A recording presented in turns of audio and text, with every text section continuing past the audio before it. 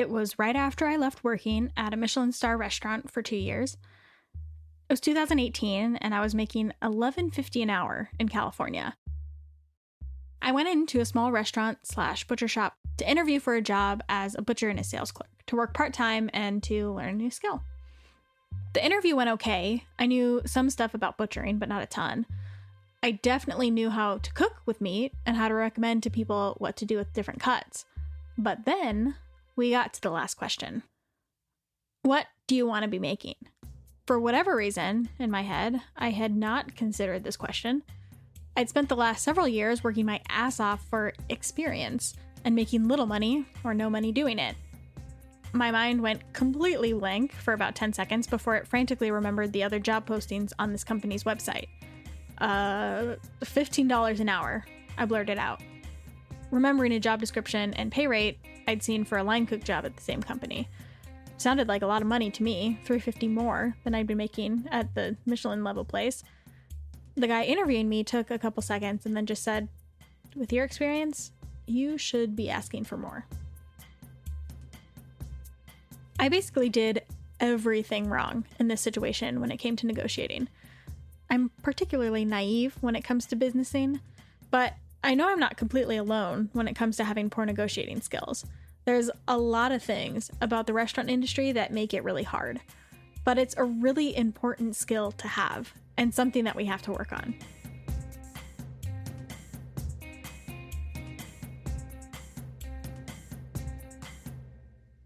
You're listening to Copper and Heat, the podcast exploring the unspoken rules and traditions of restaurants. I'm Katie Osuna.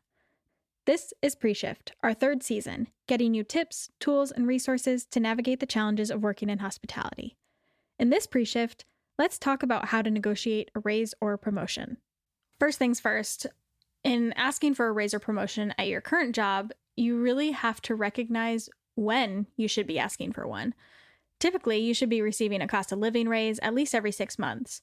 So besides that, when should you sit down with your manager and ask for a raise or promotion?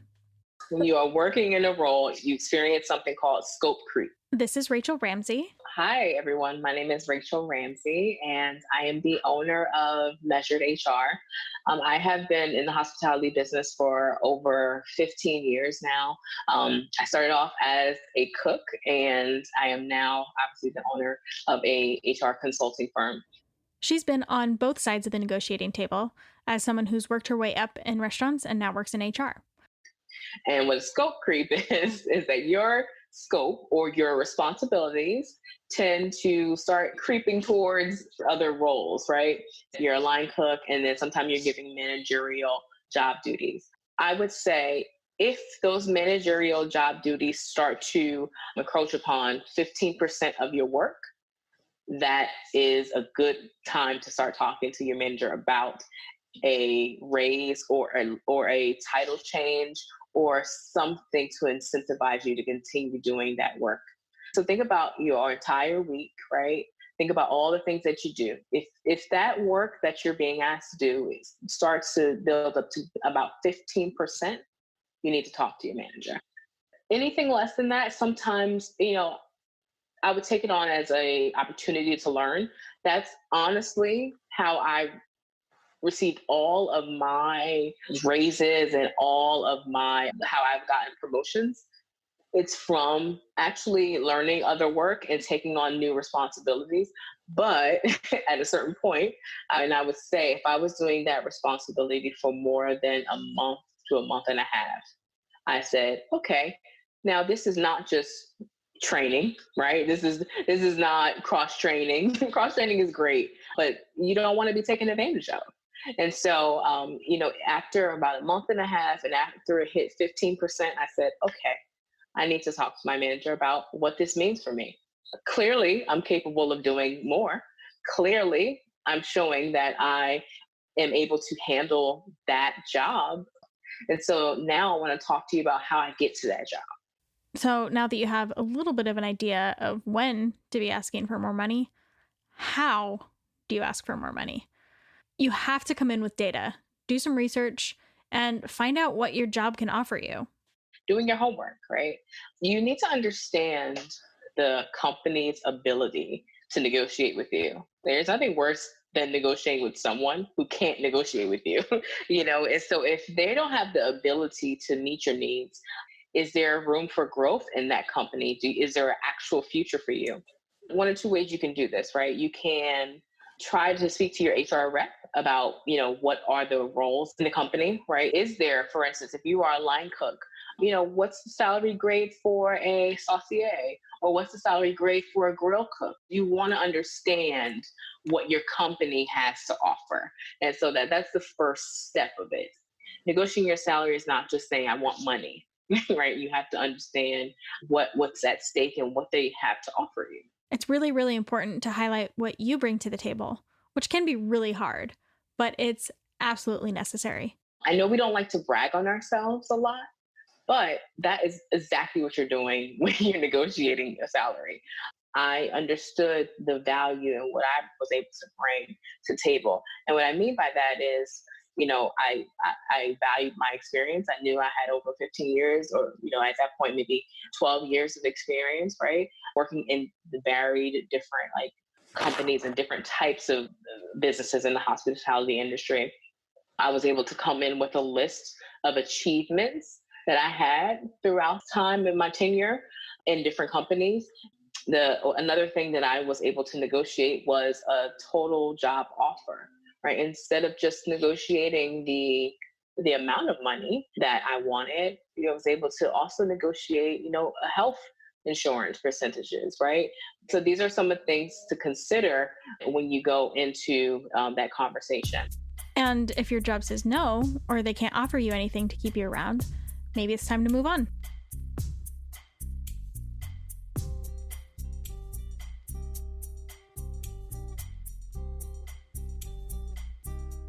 This comes to a question, or a musing, that I've heard from a lot of others in the restaurant industry. Should I just be fine with what I make now? I don't want to come off as in it for the money. Is what I'm doing really worth a raise? The short answer? Hell yes. Don't apologize while you are negotiating. You don't want to utilize words like, I'm sorry. That 100% takes away your power. You have to recognize that you are an asset to the company. And if you're not going into this recognizing that you're an asset, you're not negotiating correctly. You gotta believe in yourself, you gotta believe in your own self-worth. And a lot of that comes with overcoming the fear, right? We all get fearful when we are negotiating. It's not an easy thing to do, I'll be honest with you. All it is the fear that someone's gonna say no, the fear that you won't get what you want, right? And we all feel that trepidation going into negotiations. But to be quite honest, 75% of people who ask for a raise get the raise. So that is leaning towards the positive, right? But you have to overcome that fear before you can even step into the arena.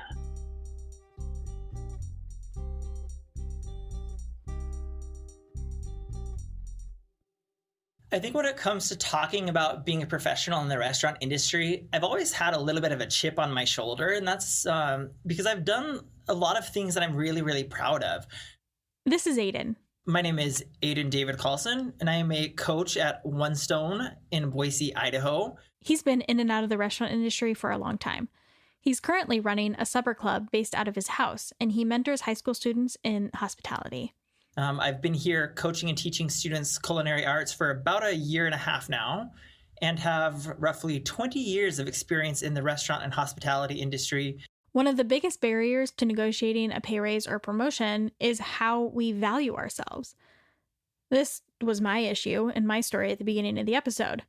Who am I kidding? It's still very much an issue I have, but I'm working on it. I've managed 2 multi-million-dollar restaurants.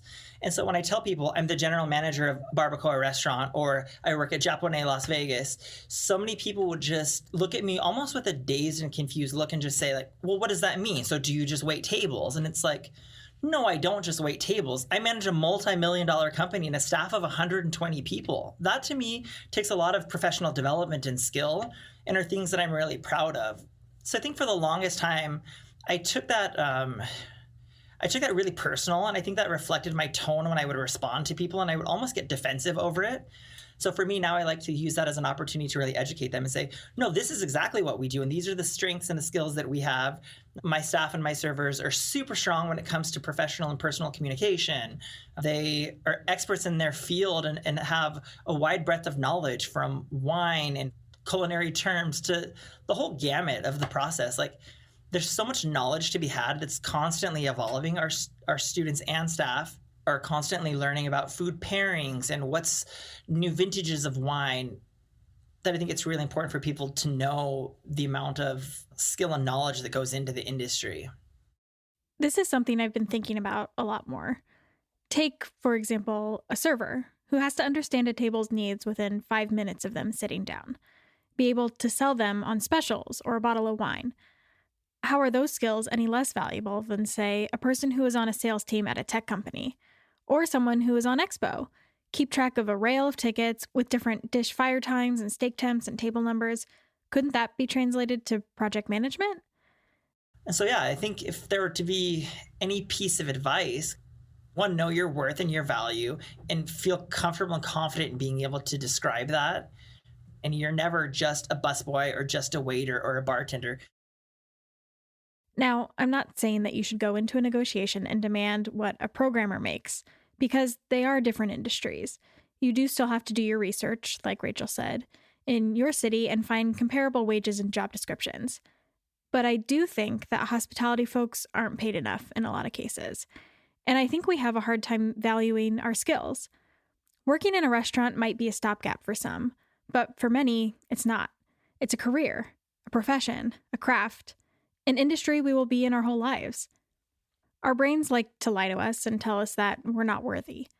But working in a restaurant is just as valuable, just as important, and just as much of a profession.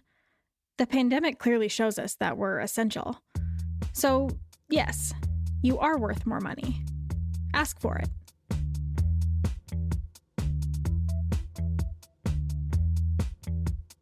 Head on over to our Instagram page to check out the IG Live next Monday, where we'll be going more into depth and answering your questions about valuing your time, your skills, and your boundaries. Even if you're listening to this well after we post the episode, the recording is still on our IGTV at Copper and Heat. You'll hear more from Rachel and Adan in some other episodes throughout the season. They are both doing some really, really awesome work, so check them out. At Under the Table Boise, and definitely feel free to follow us, like our photos, send us any menu suggestions or ideas you have. If you're ever in Boise, Idaho, come see us. We're open Saturday evenings. Direct message us for all the details, and we would be happy to have anyone join us. Okay, so yeah, you can find the work that I'm doing either on my websites, measured-hr.com, or please follow me on Instagram. It's Rachel, Rachel, Ramsey, Ramsey. You can send me a DM, say hello, and we can see what Measure HR can do for you. We're also linking to a bunch more resources in the show notes and on our website, copperandheat.com, so that you can do a little more digging yourself. If you haven't already done it, hit the subscribe button in your podcast app. Then you can keep up with our new episode releases throughout the season. Even better, please share it with a friend. Pre-Shift, the third season of Copper and Heat, is produced by me, Katie Osuna. Our sound engineer and composer is Ricardo Osuna. Our story editor is Rachel Palmer. Thanks for listening.